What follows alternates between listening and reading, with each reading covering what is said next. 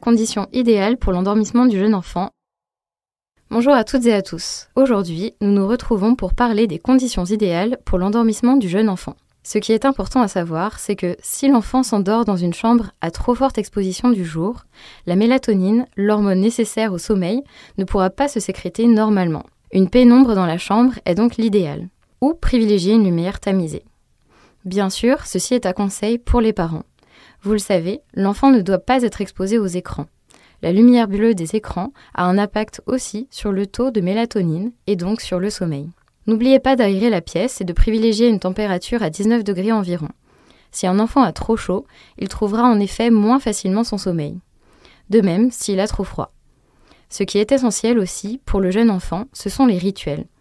Vous pouvez par exemple proposer une histoire, un portage dans les bras, un bercement. Plus un enfant se sentira en sécurité affective, plus il réussira à s'endormir sereinement. Si un enfant pleure, il aura besoin de la présence de l'adulte pour le réconforter.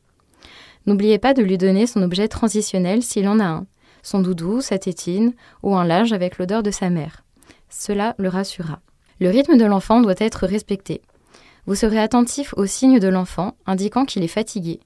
Si l'enfant bâille, si l'enfant se frotte les yeux qui rougissent, des pleurs. Il faut savoir aussi qu'un massage bien-être sur les bébés permet la production de l'endorphine qui favorise un sommeil long. Vous pourrez indiquer aux parents que le massage est favorable à l'apaisement. Le massage est bien sûr réservé aux parents. Sur un enfant, vous pourrez effectuer un massage avec une balle à picot sur les vêtements.